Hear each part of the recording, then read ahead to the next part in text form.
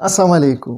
जिस तरह हमने इंट्रोडक्शन टू फार्माकोलॉजी, फिर हमने जो एंटीबायोटिक्स थी उनमें एंटीबैक्टीरियल की क्लासिफिकेशंस थे वो, फिर हमने जीआई मेडिकेशन, इन सब को हमने जो है आप लोग के लिए वीडियोस बनाए, आप लोगों ने उसको देखे। आज हम बेसिकली बात करेंगे जो कैंसर मेडिकेशंस होते हैं जिसको एंटी न्यूप्लास्टिक ड्रग्स कहते हैं। उसकी कैटेगरी अगर आप देखें तो 8 कैटेगरीज में उसको क्लासिफाइड किया गया है। आज हम सिर्फ डोजेस नहीं बताएंगे, आज हम बताएंगे आप लोगों को कि इसका बेसिकली साइकिल्स कितना होता है, जिनको आप लोगों ने सुना होगा कीमोथेरेपी कहा जाता है। कीमोथेरेपी के साइकिल्स, हर मेडिकेशन के साइकिल्स कितने होते हैं, डोजेस कितने होते हैं हमारे पास, और हर एक कैटेगरी में आप लोगों ने देखे होंगे, हर एक कैटेगरी में हमारे पास 18, 15, 10 मेडिकेशंस है। क्लासिफिकेशन की तरफ जाने से पहले सबसे पहले आपको ज़रूरी ये है कि आप सबसे पहले कैंसर की वीडियो देखें कि बेसिकली हमारे पास कैंसर होता क्या है। तो सबसे पहले आप ये वीडियो देखें, उसके बाद हम अपनी क्लासिफिकेशन की तरफ आएंगे। कैंसर में हमारी बॉडी की सेल्स के साथ क्या होता है। रोज़ हम सुबह उठते हैं, रोज़मर्रा की ज़िंदगी में हमारे इर्द गिर्द बहुत सारे ऐसे चीज़ें मौजूद होते हैं जिनमें पॉल्यूशन, इंडस्ट्रियल पॉल्यूशंस होते हैं, स्मोकिंग होती है, अल्ट्रावायलेट रेज होती है, और खाने पीने की चीज़ों में हमारे फ्री रेडिकल्स मौजूद होते हैं जो बेसिकली हमारे सेल्स को डैमेज करते हैं। सेल्स में हमारे डीएनए मौजूद होती है जो सारी इंफॉर्मेशन सेल का कंट्रोल करती है, जिसमें बेसिक इंफॉर्मेशन सेंटर मौजूद होती है। डीएनए में बेसिकली हमारे प्रोटीन मौजूद होते हैं जिनको बिल्डिंग ब्लॉक ऑफ बॉडी भी कहा जाता है। डीएनए कौन कौन सी सूरतों में उसका एक्टिविटी जो है इफेक्ट हो सकती है, यानी कौन कौन सी वजहों की वजह से, जिसमें फर्स्ट स्ट्रैंड जो है उसका सिंगल स्ट्रैंड जो है अगर डीएनए का वो अफेक्ट हो जाए, ब्रेक डाउन हो जाए उसका, या दोनों स्ट्रैंड जो है उसका इफेक्ट हो जाए, या हमारे पास जो जेनेटिक कोडिंग होती है उसमें डीएनए के चेंजेस आ जाए, या डीएनए का स्ट्रक्चर जो है वो क्लिंक हो जाए, या हमारे पास जो डीएनए है वो स्टिक हो जाए, मतलब ये दोनों स्ट्रैंड उसका या दो डीएनए एक दूसरे के साथ स्टिक हो जाए, तो डीएनए की एक्टिविटी जो है वो उसमें डिसफंक्शन आ जाती है, अल्टर चेंजेस आ जाते हैं उसमें। ज़्यादातर वक्त हमारे डीएनए जो है अगर डैमेज होती है तो सेल उसके साथ साथ कंप्रोमाइज़ करता है, मतलब ये है उसके साथ डील करता है। हमारे बॉडी में एक स्पेशलाइज्ड प्रोटीन होती है जिसे P53 कहा जाता है, वो इसके साथ डील करती है डीएनए डैमेज के साथ। वो सबसे पहले डीएनए के ऊपर अटैक करके वो क्रिटिकल एरिया जो होती है, जो डैमेज होती है, उसको फाइंड आउट करती है। मतलब ये है कि जो एरिया डैमेज है उसको फाइंड आउट करना सबसे पहले P53 का काम है। ये उस एरिया के साथ बाइंड हो जाती है, बाइंड होने के साथ साथ ये A53 मैसेज जो है होस्ट को भिजवा देती है कि बेसिकली कौन से एरिया जो है वो डैमेज हो चुका है, और इसको रिपेयर करने की या उसको डैमेज कर देती है। अगर रिपेयर नहीं होती तो उसको डैमेज कर देती है, इसीलिए इसको गार्डियन ऑफ जीनोम कहा जाता है। अब ये सारे हमारे पास ऐसे एरियाज हैं जो कंट्रोल से बाहर हो चुके हैं, मतलब ये डिवाइड होना, आउट ऑफ कंट्रोल शुरू हो जाती है। मोस्ट ऑफ द केसेस यानी हाफ ऑफ द कैंसर्स में हमारे पास P53 की अल्ट्रेशन होती है, मतलब ये अपना काम सही तरीके से नहीं करते। तो इस वीडियो को देखने के बाद थोड़ा सा क्लेरिफाई हो गया होगा आपको कि बेसिकली हमारी जो इम्यून सिस्टम, ये हमारे जो बेसिक सेल्स है उसमें म्यूटेशन कैसे काज होती है। अभी अगर कैंसर की बात किया जाए तो कैंसर किसी एक साइन एंड सिम्टम या किसी एक डिजीज़ का नाम नहीं है। ये हमारे पास बेसिकली डिसऑर्डर्स होते हैं, हमारे पास सिंड्रोम्स होते हैं मल्टीपल, और इसमें एक ऑर्गन नहीं लेकिन पूरा सिस्टम जो है कभी कभार इन्वॉल्व होता है। अगर आप देखें तो इसके हमारे पास डिफरेंट टाइप्स ऑफ कैंसर्स हैं हमारे पास, लेकिन जो मेजॉरिटी काउंट होती है वो हमारे पास कौन कौन से हैं।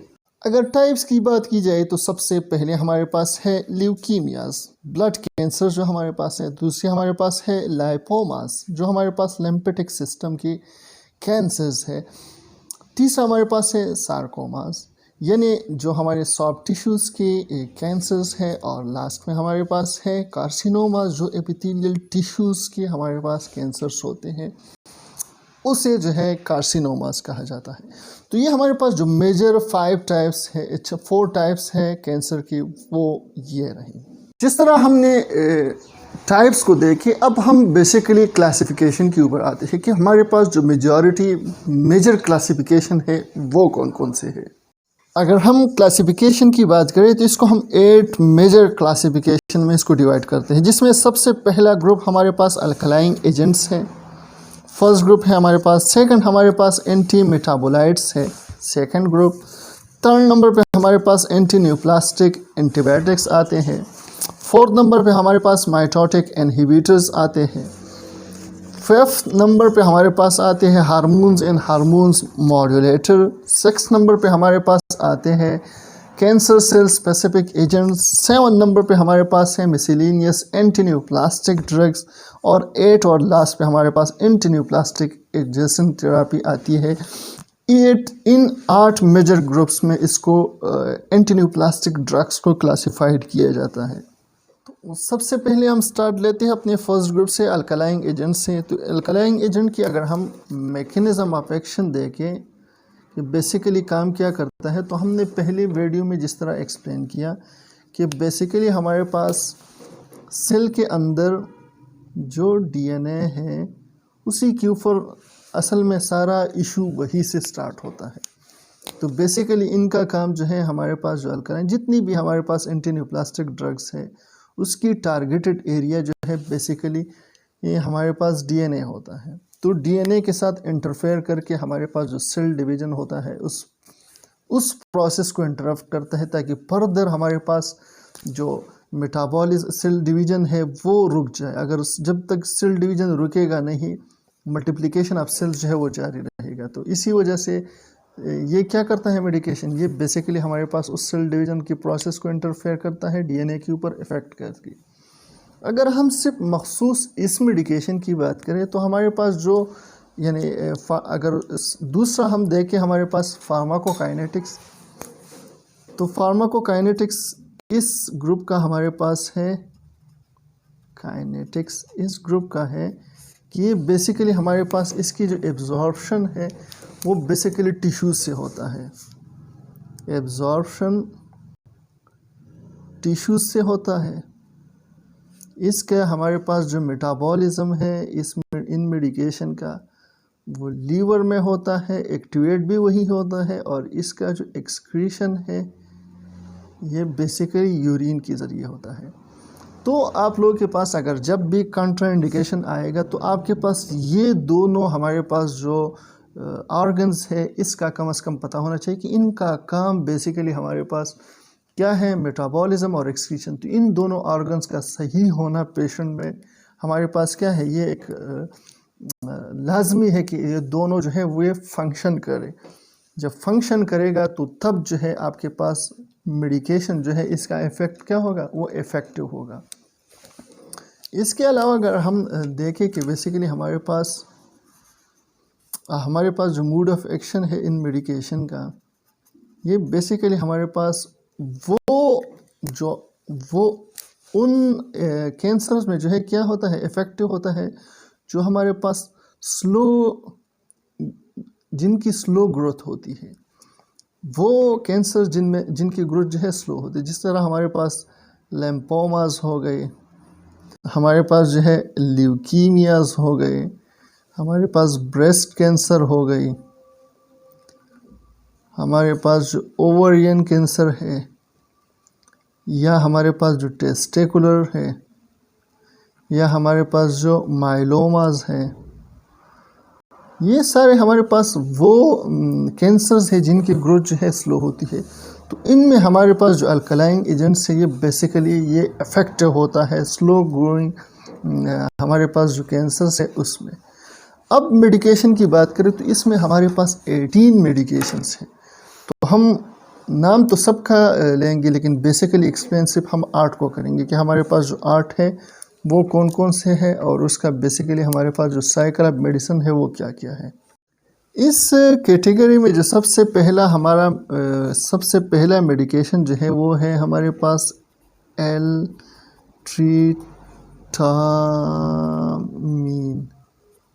एल्टीट्रामीन इस ग्रुप में हमारा पहला मेडिसिन है, और ये आप लोग अगर मार्केट में इसको देखना चाहोगे तो ये बेसिकली हेक्सिलेन के नाम से आपको मार्केट में मिलेगा। अब ये हमारे पास मेडिकेशन जो है ये क्या है, ये अगर आप अल्कलाइन एजेंट्स को देखो तो अल्कलाइन एजेंट बेसिकली हमारे पास सबसे पुराना ग्रुप है एंटीन्यूप्लास्टिक ड्रग्स का। अच्छा, एल्टीट्रामीन को अगर आप ये बेसिकली यूज़ होता है हमारे पास ओरल फॉर्म में, यानी पर ओरल यूज़ होता है। इसकी जो डोज हमारे पास होती है 260 mg पर एम स्क्वायर। अच्छा, ये आप लोग के लिए थोड़ा सा नया होगा क्योंकि ये बेसिकली कीमोथेरेपी है, तो इसकी मेडिकेशन जो है इसका स्ट्रेंथ एम स्क्वायर में होता है। इसी वजह से पेशेंट को ये 260 mg पर एम स्क्वायर पर डे दिया जाता है। अब ये जब दिया जाता है तो ये 14 to 21 डेज़ के लिए होता है। कंसेक्यूटिव मुसलसल जो है आप इसको 14 या 21 डेज़ के लिए पेशेंट को देते हो, और इसका साइकिल जो है वो 28 डेज़ का होता है। मतलब यह है कि 28 डेज़ के बाद जो है आप पेशेंट को दूसरे साइकिल के लिए बुलाते हो। तो ये हमारे पास इस ग्रुप का पहला मेडिसिन हो गया। अब अगर आप दूसरे मेडिसिन को देखोगे कि दूसरा मेडिसिन इस ग्रुप में हमारे पास जो है उसको कहा जाता है बेंडामास्टीन। ये इस ग्रुप में थोड़ा सा ख़ास आप लोगों के लिए है कि INE, ये बेसिकली इस ग्रुप की थोड़ी सी कुछ मेडिकेशन इसमें हमारे पास जो है उसका चेंज है, लेकिन ज़्यादातर मेडिकेशन जो है इन उसका जो है एंड में आता है। बेंडामास्टीन जो है बेसिकली आपको मार्केट में जो है वो मिलेगा ट्रिएंडा के नाम से।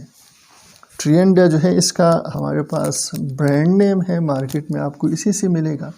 अच्छा, इसको बेसिकली दिया जाता है इंजेक्टेबल। ये मैं थोड़ा सा वाज़ेह इसलिए करता हूँ कि हर मेडिकेशन की स्पेशलिटी जो है वो डिफरेंट है।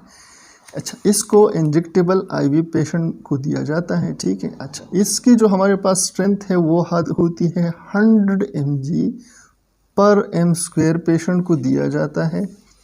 कितने टाइम में? 30 मिनट्स में। 30 मिनट्स में देते हो आप लोग। इसकी जो हमारे पास यानी पेशेंट को जो टोटल साइकिल्स दी जाती है वो 6 साइकिल्स होते हैं, और हर साइकिल जो है हमारे पास 28 डेज़ के बाद रिपीट होता है। यानी आप पेशेंट को जो है एक साइकिल लगा देते हो 100 mg पर एम स्क्वायर 30 मिनट्स में, फिर आप 28 दिन के बाद दूसरा पेशेंट को जो है दोबारा बुलाते हो, और ये हमारे पास टोटल 6 साइकिल्स के होती हैं।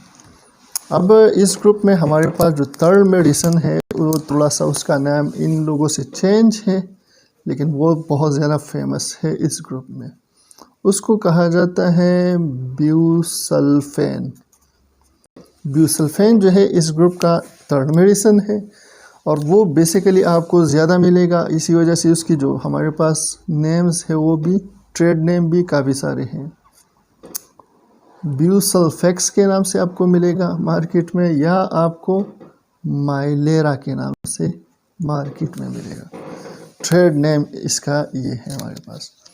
अच्छा, इस मेडिकेशन को अगर आप देखोगे तो ये हमारे पास ये मशहूर इसलिए ज़्यादा है क्योंकि ये दोनों फॉर्म में आप दिए जा सकते हैं। आप पेशेंट को पर ओरल भी दे सकते हो, आप पेशेंट को जो है इंजेक्टेबल भी दे सकते हो। इंजेक्शन फॉर्म में भी ये अवेलेबल होता है।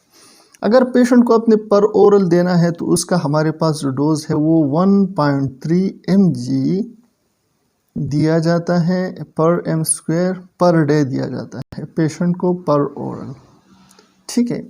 अच्छा, इसकी हमारे पास ख़ासकर जो हमारे पास रीनल पेशेंट होते हैं उनके लिए हमारे पास ये एडजस्टमेंट डोज होती है।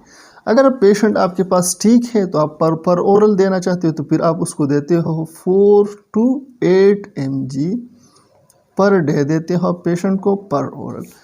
अगर पेशेंट आपके पास स्टेबल है, उसका लीवर और किडनी दोनों काम कर रहे हैं, तो इसका हमारे पास जो नॉर्मल डोज है वो 4 to 8 mg है पर डे पर ओरल देते हो। और अगर हमारे पास पेशेंट की जो किडनीज एडजस्टमेंट है, किडनी डिसफंक्शन का पेशेंट है, तो उसकी एडजस्टमेंट के लिए आप 1.3 mg पर एम स्क्वायर जो मेडिसिन है वो आप देते हो पेशेंट को पर डे। इंजेक्टेबल के अगर हम इसमें बात करें तो ये पेशेंट को दिया जाता है इंजेक्टेबल ऑन, ये इसकी जो डोज है वो 0.8 mg पर kg आप पेशेंट को देते हो 2 आवर्स के इन्फ्यूजन होती है हमारे पास, आप पेशेंट को देते हो 2 घंटे में। अच्छा, इसकी हमारे पास जो होती है, आप पेशेंट को 4 कंसेक्यूटिव डेज देते हो पेशेंट को CVP लाइन के जरिए। पेशेंट को CVP लाइन लगा दिया जाता है। ये ज़्यादा इसलिए यूज़ होता है, इंजेक्टेबल में हमारे पास एडजस्टमेंट है वेट के साथ। इन्फ्यूजन जो है आप, और ख़ासकर इसकी जो हमारे पास मेडिसिन है वो 4 डेज़ के लिए होता है। CVP लाइन पेशेंट को लगा दिया जाता है और 4 दिन आप मुसलसल पेशेंट को लगा देते हो।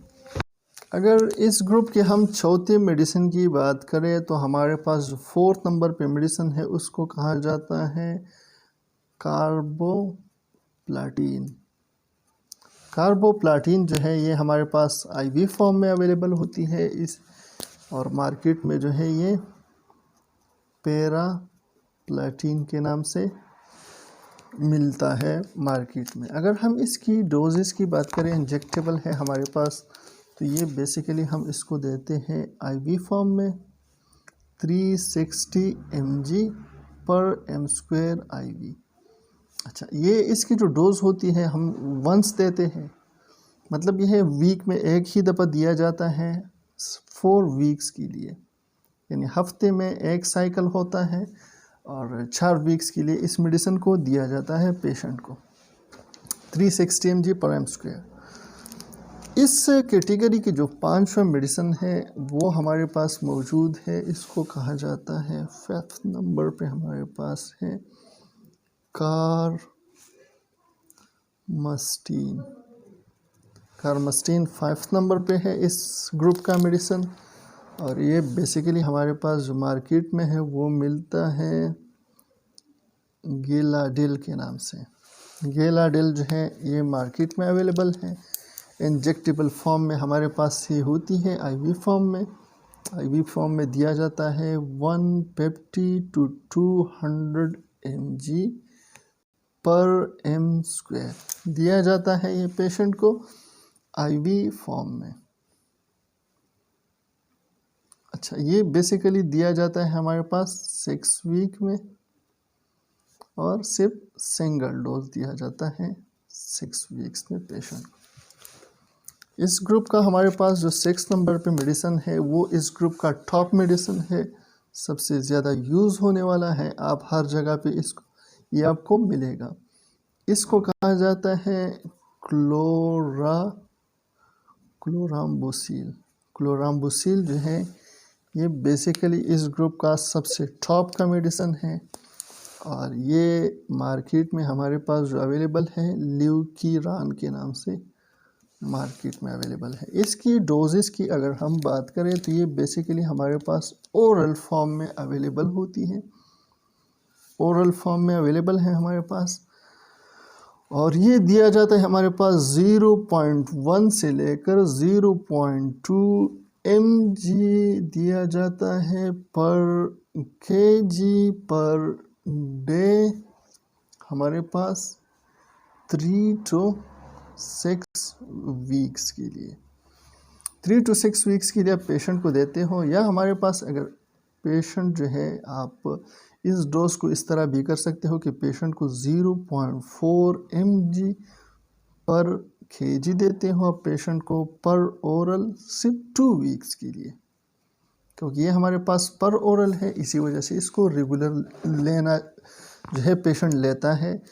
अगर 3 to 6 वीक्स के लिए हमारे पास लेना है तो 0.1 mg से लेकर 0.2 mg/kg पर डे। अगर पेशेंट हमारे पास 0.4 mg लेता है तो फिर सिर्फ ये मेडिकेशन 2 वीक्स के लिए लेता है। इस ग्रुप का जो हमारे पास 7th नंबर पे मेडिसिन है उसको कहा जाता है सिप्लाटिन। सिप्लाटिन जो है ये आपको मार्केट में मिलेगा प्लेंटिनॉल AQ के नाम से। प्लेंटिनॉल AQ आपको मिलेगा, आप इसको देते हो IV फॉर्म में। अच्छा, IV फॉर्म में आप देते हो पेशेंट को कितना, पेशेंट को आप देते हो 20 से लेकर 50 mg/m² देते हो पेशेंट को पर डे। यानी दिन में आप देते हो 20 से लेकर 50 mg तक आप पर डे देते हो पेशेंट को। और ये हमारे पास होता है 3 वीक्स का कोर्स होता है, और आप हफ्ते में सिर्फ वंस, एक ही दफ़ा आप ये मेडिकेशन देते हो पेशेंट को। अच्छा, फिर हमारे पास 8 नंबर पे इस ग्रुप का जो मेडिसिन है वो हमारे पास है साइक्लोफॉस्फामाइड। साइक्लोफॉस्फामाइड इस ग्रुप का 8 नंबर पे मेडिसिन है। ये भी हमारे पास कॉमन अवेलेबल होती है, इसलिए ये आपको न्यूसार के नाम से मार्केट में मिलेगा या साइटोक्सान के नाम से आपको मार्केट में अवेलेबल होगा। अच्छा, अगर इसकी डोजेस की बात करें तो हमारे पास ये अवेलेबल होती है 40 से लेकर 50 mg आप देते हो पर केजी के हिसाब से, पर केजी पर डे देते हो आप पेशेंट को, सिर्फ 2 से लेकर 5 डेज तक। अच्छा, ये जो 2 to 5 डेज है ये बेसिकली आप देते हो पेशेंट को IV। अगर ओरल फॉर्म की हम बात करें तो पेशेंट को ओरल फॉर्म में 1 से लेकर 5 mg पर केजी दिया जाता है ओरल।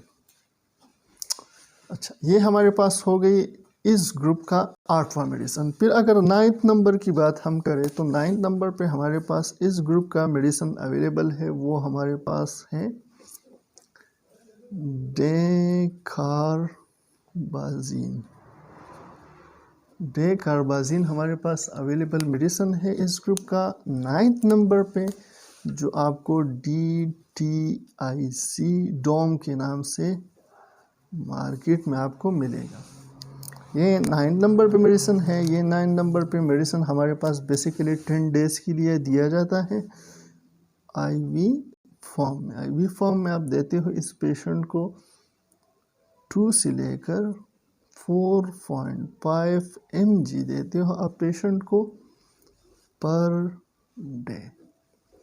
अच्छा, पर केजी, क्योंकि ये वेट के हिसाब से पर केजी देते हो और पर डे देते हो पेशेंट को IV। कितने दिन के लिए? 10 डेज़ के लिए आप पेशेंट को ये मेडिसिन देते हो कंटिन्यूसली। अच्छा, इस ग्रुप का हमारे पास 10th नंबर पे जो मेडिकेशन है वो है हमारे पास मीक्लोरिथामीन।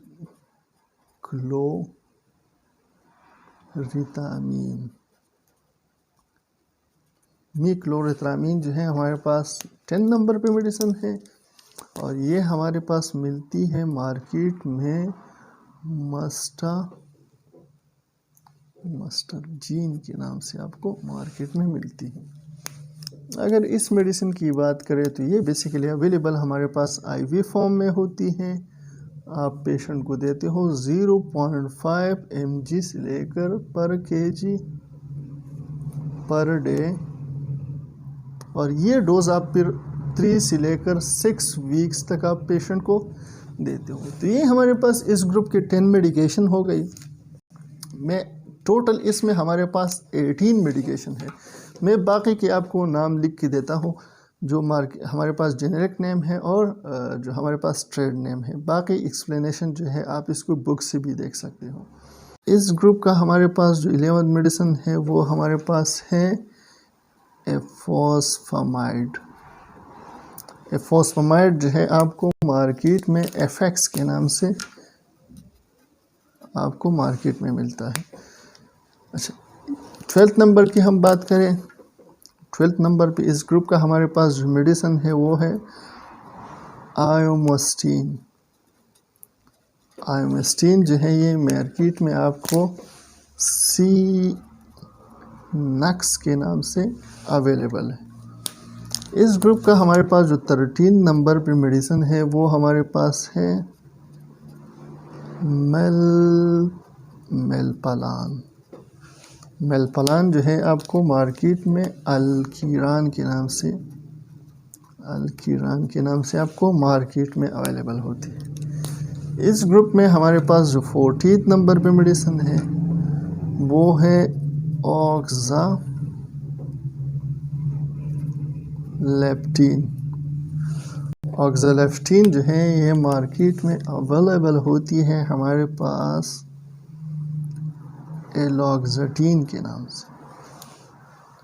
इस ग्रुप में हमारे पास जो 15 नंबर पे मेडिसिन है वो हमारे पास है फ्लोकार्बाजीन। फ्लोकार्बाजीन मार्केट में हमारे पास अवेलेबल है मेटुलिन के नाम से, मेटुलेन। 16 नंबर पे हमारे पास मेडिसिन इस ग्रुप का है स्ट्रेप्टोजोसिन।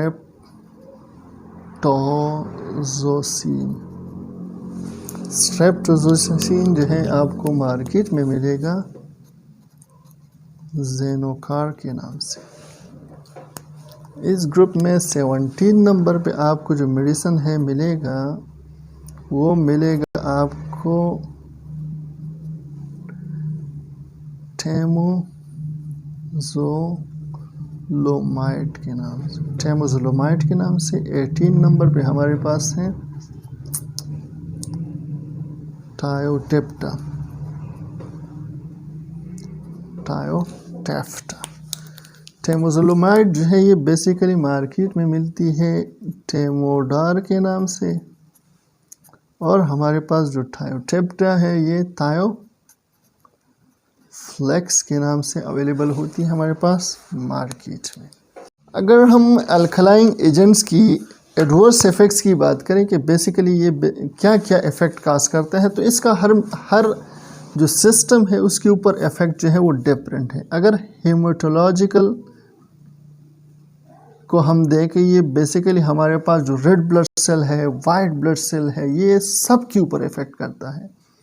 पेशेंट में थ्रोम्बोसाइटोपेनिया काज करता है, मतलब यह है कि प्लेटलेट्स गिराता है। साथ में हमारे पास जो एनीमिया है, हेमोग्लोबिन लेवल डाउन करता है, क्योंकि आपने पेशेंट्स को देखे होंगे जब भी वो कीमोथेरेपी लेता है उसका कलर बिल्कुल ब्लैक हो जाता है, मतलब यह है कि एनीमिया की तरफ पेशेंट जाता है। और पैनसाइटोपेनिया जो है मतलब यह है हमारे पास जो रेड ब्लड सेल है उसको भी अफेक्ट करता है। अच्छा, इसके अलावा हमारे पास जो जीआई सिस्टम है उसमें क्या एडवर्स इफेक्ट्स काज करता है, ये बेसिकली हमारे पास नोज़िया, क्योंकि आप लोगों ने कीमोथेरेपी में हमारे पास नोज़िया और वोमिटिंग एक कॉमन चीज़ें होती हैं इन मेडिकेशन की वजह से। इसी वजह से पेशेंट को कीमोथेरेपी ड्रग्स के साथ साथ जो है उनको जो हमारे पास एंटीएमेटिक ड्रग्स है वो भी दिया जाता है। पेशेंट को डायरिया जो है ये कॉमन है हमारे पास पेशेंट में, एनोरेक्सिया कॉमन है हमारे पास। अच्छा, अगर हम हेपेटिक और रीनल टॉक्सिक ड्रग भी होते हैं इसमें, तो ये बेसिकली हमारे पास अच्छा ये टॉक्सिसिटी बेसिकली काज करता है। तो हमारे पास जो पेशेंट की जिनकी हमारे पास रीनल और हेपेटिक कंप्रोमाइज डिसफंक्शंस होते हैं उनको जो है नहीं दिया जाता है। साथ में हमारे पास जो चौथा इफेक्ट है वो काज करता है वो हमारे पास है एलोपेशिया। एलोपेशिया आप लोगों ने कॉमन नाम सुना होगा, बेसिकली हम हेयर लॉस को कहते हैं। जितनी भी कीमोथेरेपी के ड्रग्स पेशेंट लेता है उसमें एलोपेशिया एक कॉमन चीज़ होता है। साथ में हमारे पास जो है ये जो यूरिक एसिड है उसका लेवल भी एलिवेट करता है, ये भी हमारे पास एक कॉमन एडवर्स इफेक्ट्स है हमारे पास अल्कलाइन एजेंट्स का। अब हमारे पास है कंट्राइंडिकेशन। तो कंट्राइंडिकेशन सबसे पहले हमारे पास है प्रेगनेंसी। प्रेगनेंसी में पेशेंट्स को ये नहीं दिया जाता है, लैक्टेटिंग मदर्स को नहीं दिया जाता। अच्छा, जिनको हमारे पास हाइपर सेंसिटिविटी होती है उनको नहीं दिया जाता। जो हमारे पास रीनल और हेपेटिक डिस्फंक्शन के पेशेंट होते, जिनके लीवर और किडनीज काम नहीं करते, उनको नहीं दिया जाता ये। जो हमारे पास बोन मेरो सप्रेशन के पेशेंट होते हैं, मतलब ये है कि उनका अच्छा अब आप लोग के जहन में होगा कि बेसिकली बोन मेरो कंप्रेशन का यहाँ पे जो इफ़ेक्ट है वो क्यों आया, क्योंकि हमारे पास ये इसका एडवर्स इफ़ेक्ट जो है ये बेसिकली थ्रोम्बोसाइटोपिनिया, एनीमिया, पेनसाइटोपिनिया खास करता है। तो हमारे पास बोन मेरो रिस्पॉन्सिबल है इन ब्लड सेल्स के जनरेट का। अगर पेशेंट का ऑलरेडी बोन मेरो सप्रेशन का शिकार है तो उनको ये मेडिकेशन नहीं दोगे। अब थोड़ा सा हम बेसिकली जो ज़्यादातर यूज़ होने वाला मेडिसिन है इस ग्रुप में, पहले मैंने आप लोगों को बताया था कि हमारे पास जो क्लोरम्बुसिल है ये सबसे ज़्यादा यूज़ होने वाला इस ग्रुप का मेडिसिन है। अगर इसकी रूट की बात, क्योंकि ये ज़्यादातर इसलिए यूज़ होता है कि ज़्यादातर हमारे पास जो अवेलेबल फॉर्म है इसका ओरल है। अच्छा, अगर पीक की देखें कि हमारे पास पीक पे कब पहुंचता है, तो ये इसको 1 आवर लगता है पीक पे पहुंचने के लिए। 1 आवर में ये पूरी पीक पे होता है। अच्छा, ऑनसेट जो है ये बेसिकली वेरी करता है कि पेशेंट कौन से, जिस तरह हमारे पास कौन सा पेशेंट है। अगर हाफ लाइफ की बात करें तो इसका हाफ लाइफ हमारे पास 60 से लेकर 90 मिनट्स तक इसका हाफ लाइफ है। बेसिकली मेटाबोलाइज करता है इसको लीवर, हमारे पास लीवर मेटाबोलाइज करता है, और जो हमारे पास किडनीज हैं वो इसको एक्सक्रीट करता है। अच्छा, अब हमारे पास हेपेटोटॉक्सिसिटी ये बेसिकली काज करता है। तो यहाँ पे समझने वाली बात ये है कि अगर एक पेशेंट में हमारे पास क्लोरम्बुसिल की लेवल अगर बढ़ती है, वो बहुत ज़्यादा बढ़ जाती है और टॉक्सिसिटी के लेवल पे पहुंच जाती है, इस पेशेंट को ऐसा कौन सा मेडिसिन दिया जाएगा जो इसकी इफ़ेक्ट को रिवर्ट करेगा। तो हमारे पास जो एमायोफोस्टीन जो है आपको मार्केट में मिलेगा इथेनॉल के नाम से। ये बेसिकली क्या करता है, ये हमारे पास जो एरियाज़ जो है उसको ख़ासकर हमारे पास क्लोरम्बुसिल जो है जिन एरियाज़ को जिन ख़ासकर सेल्स को डिस्ट्रॉय करता है, तो ये बेसिकली इसका काम जो एमोपेस्टीन है ये बेसिकली क्या करता है, ये प्रोटेक्शन देता है उन सेल्स को प्रोटेक्शन देता है ताकि हमारे पास क्लोरम्बुसिल जो है उसके सेल्स को डिस्ट्रॉय न करे। तो प्रोटेक्शन का काम हमारे पास एमायोफेस्टीन का है। एमायोफेस्टीन बेसिकली क्या करता है, वो कवरेज देता है कि अल्कलाइन एजेंट्स जो है जो प्रोटेक्शन देते हैं हमारे पास किस चीज़ से, अल्कलाइन एजेंट से। जो अल्कलाइन की जितनी भी हमारे पास एजेंट्स है, अगर इसका इफ़ेक्ट कहीं बढ़ता है वो सेल्स को डिस्ट्रॉय करता है। तो प्रोटेक्शन का काम, प्रोटेक्शन के तौर पर आप पेशेंट को जो है जो एमिफोस्टीन है आप पेशेंट को दे सकते हो ताकि उसकी इफ़ेक्ट जो है वो रिवर्ट कर सके। अब एक पेशेंट को आप अल्कलाइन एजेंट्स दे रहे हो तो उसके लिए सबसे पहले हमारे पास बीइंग अ नर्स आपको क्या क्या करना चाहिए। तो आप अगर ये फार्मूला आप याद रखोगे तो आपको जो है आसानी से याद आ जाएगा कि बेसिकली आपने क्या करना है। APAM बेसिकली आपके पास क्या है, एक फार्मूला है जिसके बेस पे आप पेशेंट के लिए क्या कर सकते हो, असेसमेंट कर सकते हो। APAM ये फार्मूला आपको याद है, आप पेशेंट के लिए क्या कर सकते हो, असेसमेंट कर सकते हो।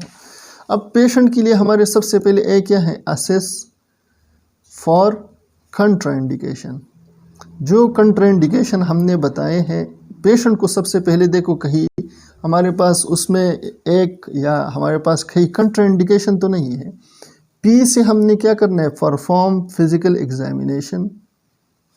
पेशेंट को आपने फिजिकली असेस करना है कि पेशेंट इन मेडिकेशन के लिए सुटेबल है या नहीं है। या हमारे पास जो बेसलाइन चीज़ें हैं, इन्वेस्टिगेशन है आपने पेशेंट के लिए करना है ताकि पेशेंट कम से कम आपको पता चले कि यार ये मेडिसिन इस पेशेंट के लिए इफ़ेक्टिव होगा या नहीं होगा। फिर हमारे पास है ए, असेस करना है हमने पेशेंट के लिए क्या, असेस फॉर ओरिएंटेशन, कि patient orientation and reflexes, patient की रिफ्लेक्सेस चेक करो, उसके ओरिएंटेशन की भाई होश व हवास में है या नहीं। मेडिकेशन या हमारे पास जो सेंट्रल नर्वस सिस्टम है उसको असेस करने के लिए हम ओरिएंटेशन देखते हैं पेशेंट की। खासकर फिर हमारे पास जो रिस्पायरेटरी सिस्टम है उसको देखने, क्योंकि हमारे पास बेसिकली ये क्या करता है, कंट्राइंडिकेशन और एडवर्स इफेक्ट्स का करता है। तो हमने इन एडवर्स इफेक्ट्स को बचने के लिए हमने क्या करना है, पहले पेशेंट को CNS और रिस्पायरेटरी सिस्टम, हमारे पास जो हार्ट रेट है, रिदम है, उन चीज़ों को हमने ओरिएंटेशन के साथ साथ उसको भी असेस करना है। फिर हमारे पास है आखिर में मॉनिटर, हमने क्या करना है, मॉनिटर फॉर लैब इन्वेस्टिगेशन।